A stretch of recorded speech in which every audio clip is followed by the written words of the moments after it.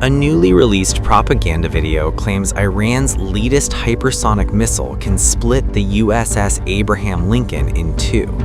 The message is blunt, the timing deliberate, and the warning unmistakable. Iran's state-run Islamic ideology dissemination organization has published footage purporting to show its Fatah ballistic missile striking a U.S. aircraft carrier. The video claims American defense systems are powerless against Iran's new generation hypersonic weapons, boasting speeds of up to Mach 13. The Pentagon's naval doctrine is fundamentally built upon one core belief, the myth of the Aegis system's invulnerability. They are convinced that the SPY-6 radars and Standard 3 missiles have successfully created an impenetrable iron dome over the water. But in modern warfare, physics doesn't compromise with anyone. America's defense system operates on predictive interception, that is, calculating the target's trajectory.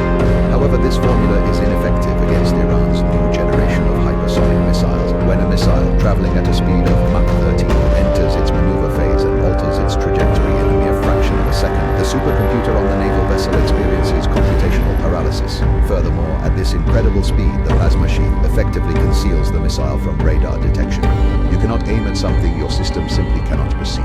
However, the true nightmare is the underlying mathematics. Every single destroyer has a very limited ammunition magazine. In a saturation attack scenario, when hundreds of inexpensive projectiles are launched simultaneously alongside heavy missiles, the fire control system will experience a processing overflow. Even if they manage to intercept 90% of the incoming targets, the $20 million munitions will be exhausted by the $20,000 drones. And at the very moment those launchers are completely empty, the massive $10 billion carrier becomes a completely defenseless target. Here, the reaction time is less than 3 minutes. In this asymmetrical equation, aircraft carriers are no longer the hunters. They are big, slow-moving targets who have quite voluntarily entered the killing zone. This is a war that America has already lost on the calculator before firing the very first bullet. The release comes as reports confirm the U.S. aircraft carrier strike group is heading towards the Gulf amid rapidly escalating tensions with Tehran.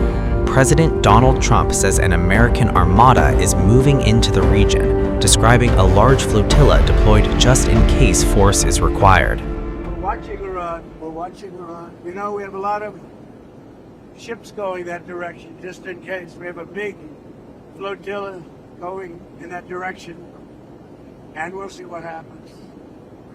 It's a big force. We have a big force going toward Iran. I'd rather not see anything happen, but we're watching them very closely. I stopped 837 hangings on Thursday. They would have been dead. Every one of them would have been hung. This is like from 1,000 years ago. This is an ancient culture. Very smart people, by the way, but it's an ancient culture. 837, mostly young men, were going to be hung on Thursday. And I said, if you hang those people, you're going to be hit harder than you've ever been hit.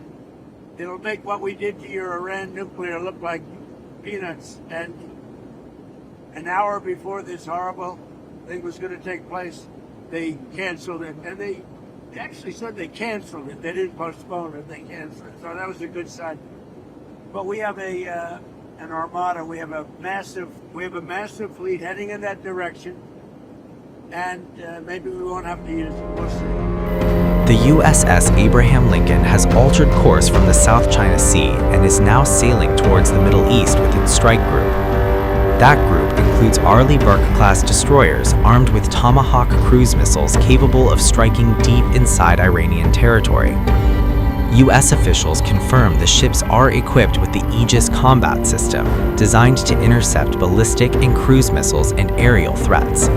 Despite that capability, Iran's video openly challenges Washington's defenses, portraying a direct hit on the carrier as inevitable.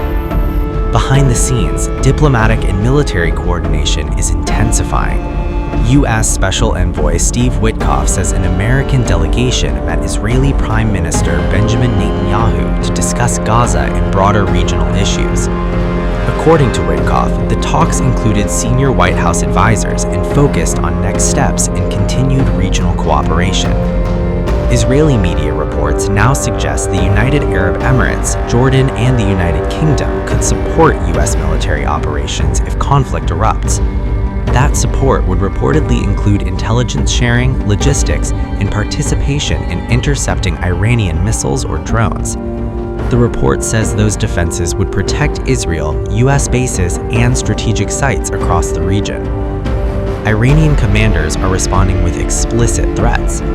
Ali Abdullahi Ali Abadi warns that any attack would turn every U.S. base in the region into a legitimate target. Revolutionary Guard Commander General Mohammad Pakpour says Iran is more ready than ever, with forces on hair-trigger alert. He warns Washington and Israel to avoid miscalculation as military assets converge and rhetoric hardens. A chilling warning from Iran, delivered not in words but in action-packed video. Iran's Revolutionary Guard has released close-up video of a U.S. aircraft carrier, the USS Abraham Lincoln, accompanied by a blunt threat. "There is no benefit to hiding," the IRGC said. Iran says the footage is not new, but the message is. This is a signal of readiness, not a record of a current operation. The Revolutionary Guard says it is prepared to strike U.S. aircraft carriers if war breaks out, pointing to attacks carried out by Iran-aligned forces, including Yemen's Houthis, as precedent. The warning comes as American warships move toward the Middle East amid rising regional tensions. On Saturday, the head of Iran's Revolutionary Guard Corps escalated the rhetoric further. IRGC Commander General Mohammad Pakpour said the force is, quote, "more ready than ever, finger on the trigger." Pakpour said the IRGC is prepared to carry out any order issued by Iran's supreme leadership. His remarks were reported by Iran's Noor news outlet and confirmed by the Associated Press.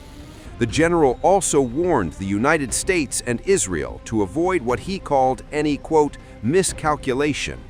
The warning follows another statement last week by an Iranian ambassador who accused Washington and Israel of fueling political destabilization and unrest inside Iran. The confrontation comes amid weeks of massive anti-regime protests across Iran and a violent government crackdown in which the Revolutionary Guard has played a central role. President Donald Trump has openly backed Iranian protesters, increasing pressure on Tehran.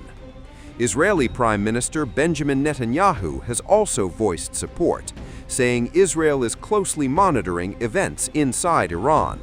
Netanyahu added that if Iran were, quote, liberated from the yoke of tyranny, Israel would be ready to be a partner in peace. With American carriers approaching, Iranian drones on display, and warnings growing sharper by the day, the standoff is entering a dangerous phase. A message from Tehran that leaves little room for misunderstanding and even less room for error. Iran's supreme leader has gone underground. As U.S. warships surge toward the Middle East and tensions spike to their highest level in years, new reports say Ayatollah Ali Khamenei has moved into a fortified bunker in Tehran. Amid fears a U.S. strike may be imminent. What's unfolding is not just military brinksmanship, but a crisis converging on multiple fronts. War warnings abroad and unrest at home.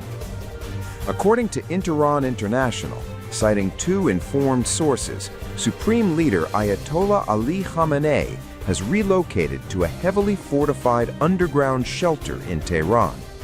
The complex is described as a wartime facility with interconnected tunnels designed to withstand potential attacks.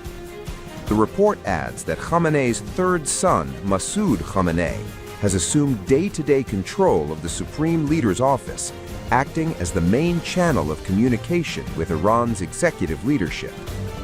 The move comes as tensions between Tehran and Washington escalate sharply. Earlier, U.S. President Donald Trump said a powerful American naval armada was heading toward the Middle East. Speaking aboard Air Force One, Trump said the deployment was being made just in case he decides to act against Iran. U.S. Navy officials have confirmed that the aircraft carrier USS Abraham Lincoln and multiple guided missile destroyers are currently positioned in the Indian Ocean. They are expected to reach the Middle East in the coming days. Additional air defense systems are also being repositioned, likely to protect U.S. and Israeli air bases.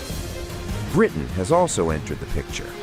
The UK has announced it will deploy RAF Euro Typhoon jets to Qatar, following a request from Doha, as regional tensions continue to rise. Iran has responded with stark warnings. Revolutionary Guard Commander General Mohammad Pakpour said Iranian forces are more ready than ever, with their finger on the trigger, prepared to carry out the supreme leader's orders. A senior Iranian official told Reuters that any attack on Iran would be treated as an all-out war, warning Tehran would respond in the hardest way possible. The external standoff comes against the backdrop of deepening unrest inside Iran. Weeks of protests, sparked by economic hardship and a sharp collapse of the Iranian rial, have spread nationwide since late December. Authorities responded with a sweeping security crackdown and what activists describe as the longest and most extensive internet shutdown in Iran's history.